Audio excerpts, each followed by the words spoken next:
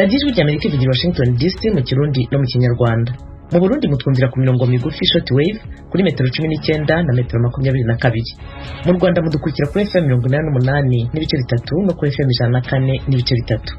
Ku rubuga rwa internet mwadukurikira kuri wa3.radio.voa.com. Turi no kuri Facebook na YouTube VOA Radio Yacu. Muri uyu mwanya muri kumwe nanjye Eugenie Mukankusi. Ndabasuhuje mwese kandi mbaye ikaze mu makuru yacu yo kuri uyu mugoroba. Guhera saa 6 ku isaha ya Washington DC, ni ukuvuga saa moya ku isaha y'i Bujumbura mu Burundi n'i Kigali mu Rwanda, Leta Zunze Ubumwe za Amerika ifite perezida mushya. Ni Perezida Joe Biden warahiriye kuzayobora Leta Zunze Ubumwe za Amerika mu myaka 4 iri imbere. Today, on this January day, my whole soul is in this. Bringing America together, uniting our people, uniting our nation. And I ask every American to join me in this cause.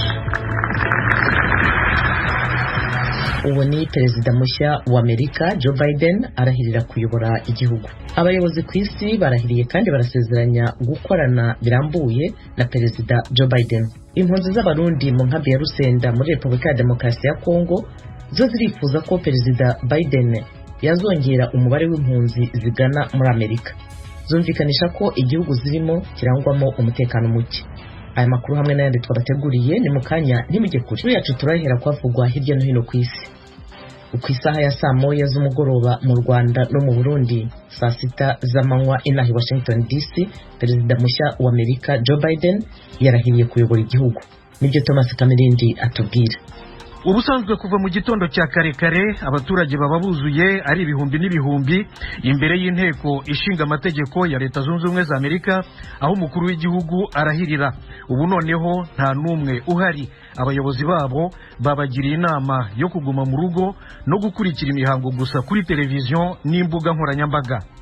Urubuga runini rusanzwe rubakira ubu rwuzuye amabendera ya Leta Zunze Ubumwe za Amerika arenga ibihumbi 190, ikimenyetso cyo kuzirikana abaturage batabashije kwizira ariko kandi n'abicwa na COVID-19. Iyi virusi imaze guhitana abantu barenga ibihumbi 400 muri Leta Zunze Ubumwe za Amerika.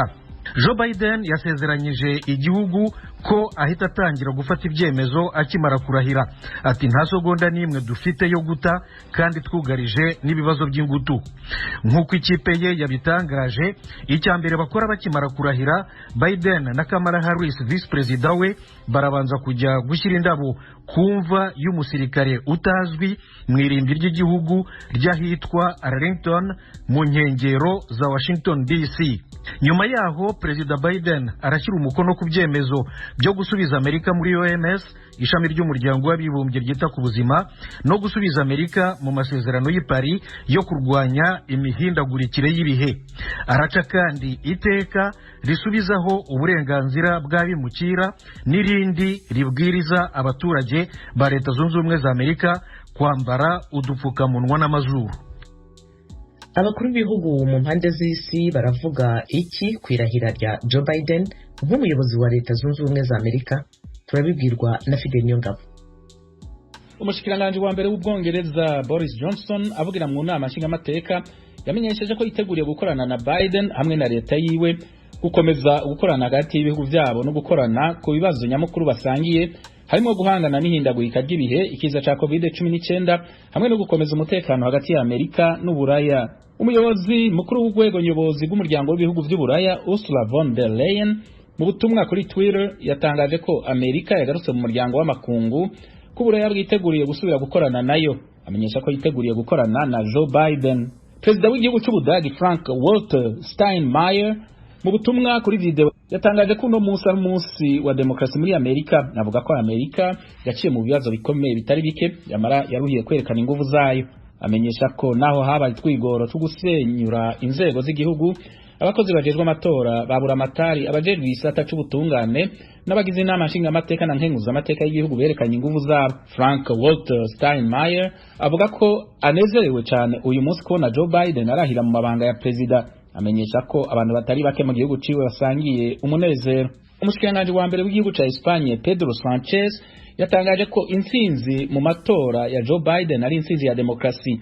Ngo ni intsinzi itandukanye n'abafise ivyiyumviro vy'intagondwa abakoresha ibinyoma no gucanishamo abanyagihugu, kubakoresha uruhagarara n'akajagari kugira bahungabanye inzego za demokrasi mu gihugu.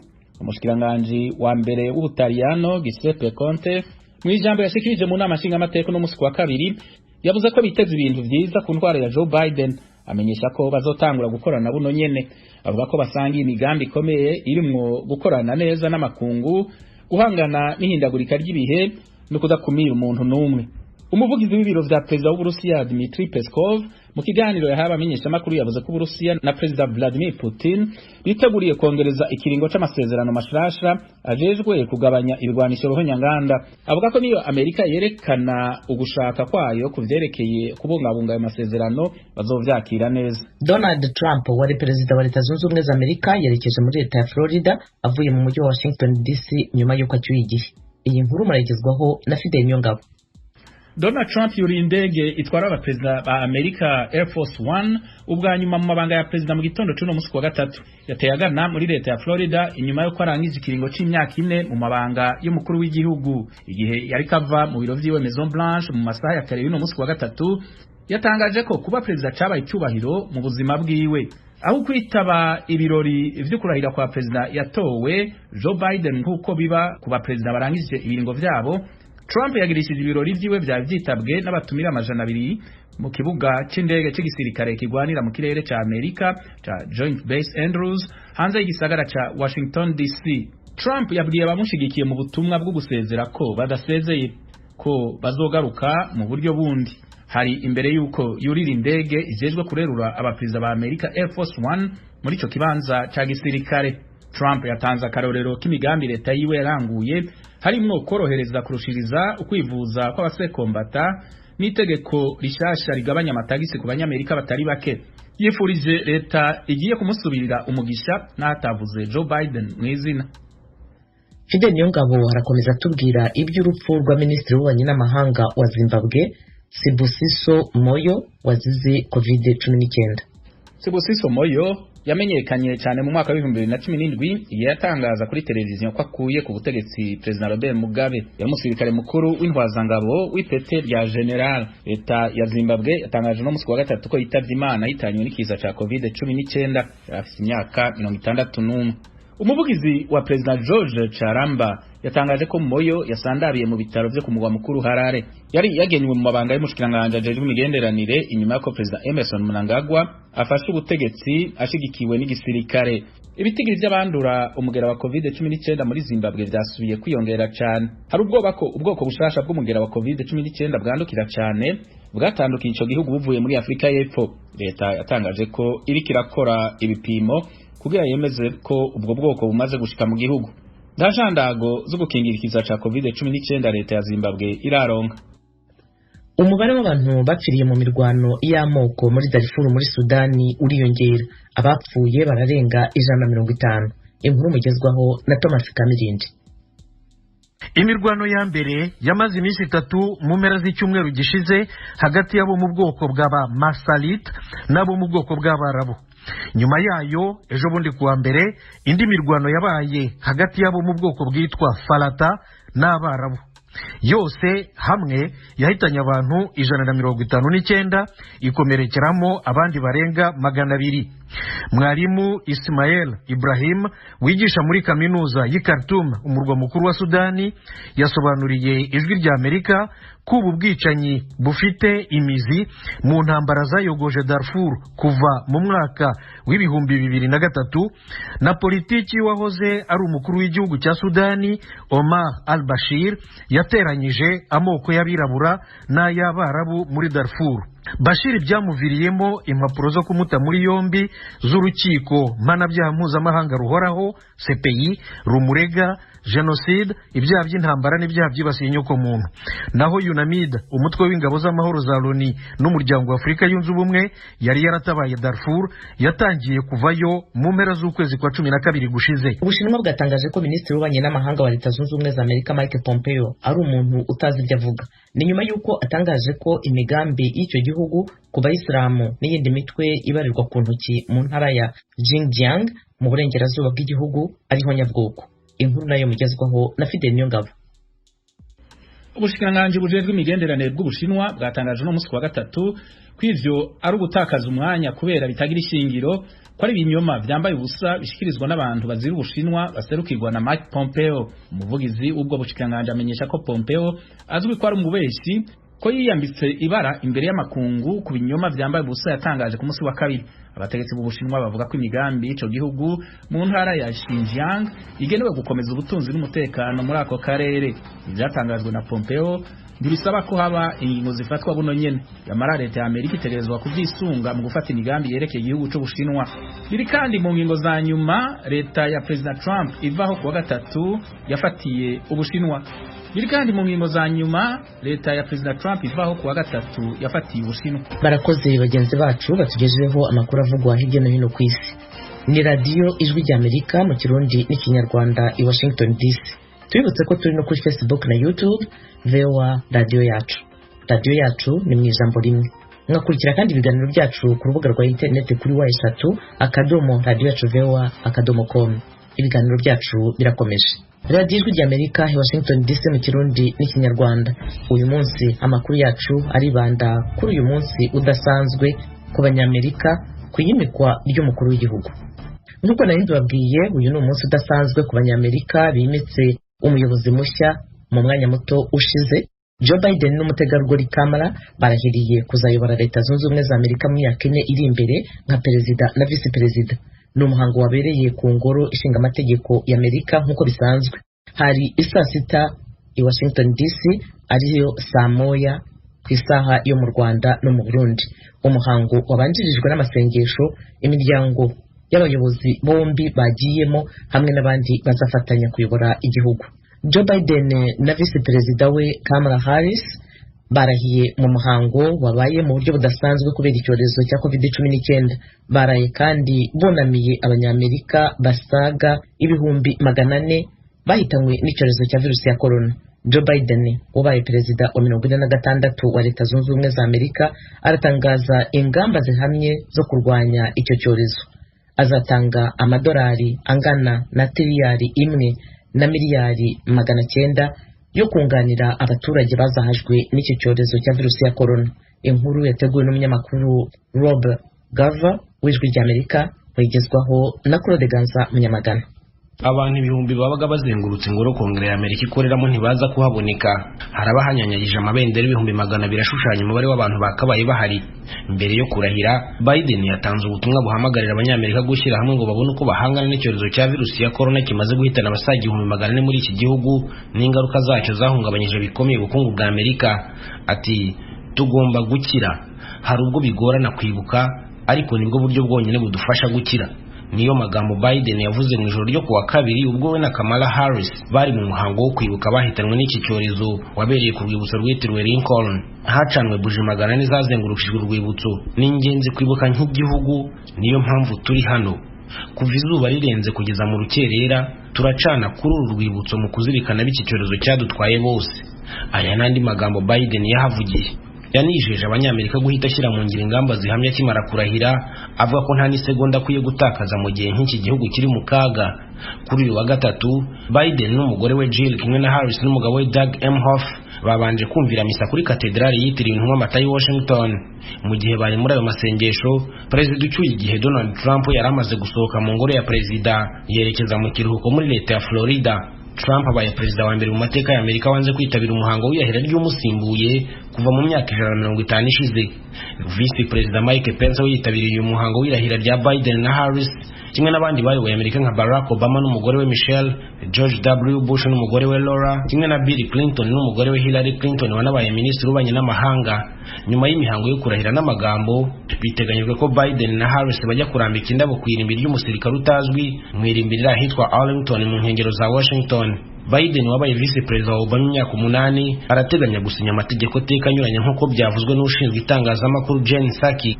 Ku mugoroba wo kuri uyu munsi wo kurahira kw'abayobozi bashya, hari ikiganiro kidasanzwe kiza guca kuri televiziyo cyiswe kwishimira Amerika, aho Biden na Harris baza gutanga ubutumwa. Abandi bantu bagaragara muri iki gikorwa harimo abahanzi nka Katy Perry, Luis Fonsi, Tim McGraw na Lin-Manuel Miranda n'abashyushya rugamba nka Eva Longoria na Kerry Washington. Haraba hari n'ibyamamare mu mukino wa basket nka Kareem Abdul-Jabbar, n'icyamamare mu guteka Jose André na Kim Eng, umugore wa mbere wayoboye ishyirahamwe rikomeye ry'umukino wa baseball. Abategetsi bakajije umutekano ahabera umuhango w'irahira ribaye nyuma y'ibyumweru bibiri imbaga y'abashyigikiye Trump bagusa ingoro y'inteko ishinga amategeko Capitol bashaka kuburizamo igikorwa cyo kubarura amajwi no kwemeza intsinzi ya Biden. Ku wa mbere w'iki cyumweru Harris yavuze ko nta mpungenge afite z'umutekano, ko ahubwo ategerezanyije amashyushyu umunsi nyirizina w'irahira. Ati nzajya kurahira nemye rwose. Inzego z'umutekano zivuga ko buri kimwe cyose cyakozwe kandi ku rwego rushinzwe iperereza FBI rwarobanuye abasirikari 25,000 bashyirwa i Washington gucunga umutekano w'iki gikorwa.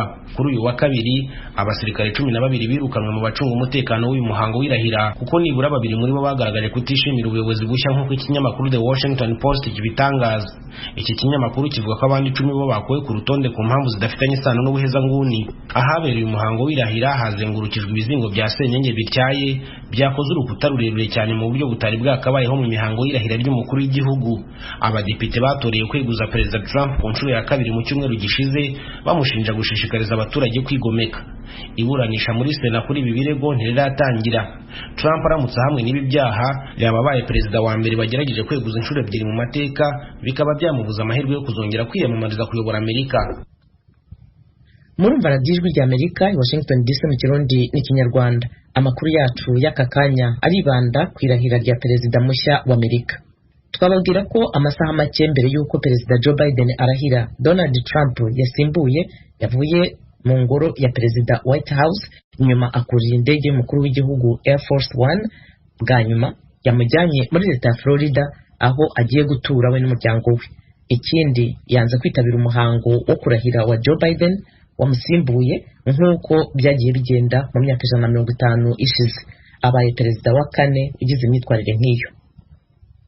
Radio Ijwi rya Amerika Washington DC mu Kirundi n'Ikinyarwanda. Bamwe mu Barundi n'Abanyarwanda baragira icyo bavuga ku birebana na Amerika uyu munsi no mu bihe biri imbere. Turahera kuri Professor Atanazi Gahungu wigisha muri kaminuza Chicago State University yo muri leta ya Illinois. Ni kuri telefone na mugenzi wacu Frederick Nkundikije. Perezida yatowe mu kwezi kwa 11 kugira ngo habe perezida agira 46 wa leta z'ubumwe za Amerika Joe Biden ahejeje kurahira mu mabanga yo kurongora igihugu. Perezida yasubiriye Donald Trump yatekeye uyu munsi mu gitondo ca kare, akaba rero atagiye mu birori byo kurahira byugiye kumusubirira. Mwebwe ivyo bintu bishika gake muri Amerika mwavyakiriye gute? Biraryoshe. Muri Amerika hari amazi imyaka ine abantu batwarwa uko batamenyereye, none ubu perezida yahora atwara yagize ibintu bitajanye n'imigenzo, bitajanye n'uko abanyamerika bamaze ibijana by'imyaka babayeho. Yagiye aho kuza kwerekana gufasha umuperezida mushasha yatowe kumushigikira, wewe yaciye agenda muhiriwe. Ibyo rero abantu ntibabimenyereye kandi biratangaje rwose kubona yasize gusa icegera ciwe Vice Perezida Pence, akaba ariwe aza kuraba aho bariko barashinga, aho bariko baremeza umuperezida agira 46. Ibyo rero ntibyahora biba bari bwabe, nibaza ko bibaye bwa kabiri. Yabavuga ko na Vice Perezida Mike Pence yahisemo kuja mu birori bya perezida aheje gushikira ubutegetsi Joe Biden, akaba atagiye mu bindi birori byo gusezera shebuja yarakorera perezida Donald Trump. Yatekeye utwiye mu gitondo cya kare nko masaha 2 naho nyine ushobora kuba ari ubutumwa Pence atanze. Ivyo byo mwavyakiriye gute mwebwe? Ivyo ntibyatangaje cyane kuko kuva Trump acitoza byaraboneka yuko umutima wa Trump utari uri mu byo Trump yashaka kugira. Umutima ushaka kuvuga umutima wa Pence? Ngomba kuvuga umutima babarira, nagomba kuvuga umutima wa Pence utigeze urorana n'ibyo Perezida Trump yagomba kugira. Yego yaramukurikiye, yego yarabaye Vice Perezida wiwe, mugabo nko mu minsi ya nyuma uravye byabaye hamwe abantu baje kuraba abashinga amateka bakoraniye bakagomba kubica bakavuga yuko Pence bamunyonga, urabona ko byarababaje kubona uwo yari amaze imyaka 4 akurikira atavuga ati abo bantu reka ndababuze ntibaze guturumbika ntibaze gutera ubwoba Pence si no gutera ubwoba.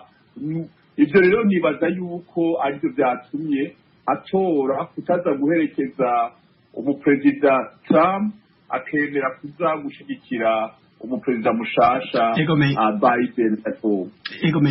Tugarutse ku ijambo ryashikirijwe na perezida Joe Biden haje gushikira ubutegetsi, ikintu cabashitse ku mutima niki? Ikintu cyashitse ku mutima nuko avuga ati raba igihugu kimaze imyaka kimerewe nabi gitwaye bucumi na buhoro, ati none ubu ingo igihugu gisubire hamwe abantu basubire gukundana bizogorana. Noneho byabaye mu gihe kigoye cy'ubwose Federico, ubu byabaye igihugu kiri muri coronavirus. Ibyo bintu byose bituma hageze yuko icyo gihugu cyazamutse giheza kigasubira kikazomara iminsi gusubira hamwe, abantu basubire kubona yuko mu kuntu demokarasi ikora uko batwagwa muri demokarasi.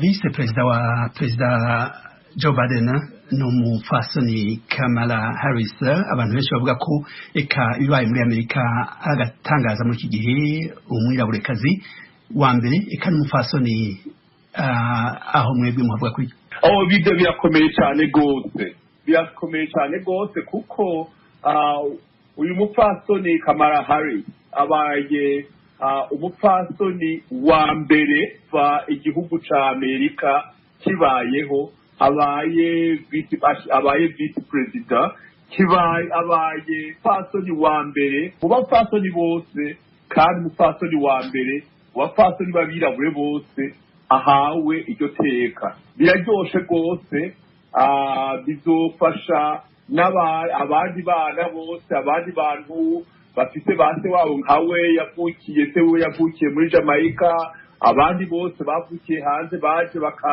bakaronka ubunyagihugu bwino, bashobora kwibaza bati noneho ibintu byose muri kino gihugu birashoboka.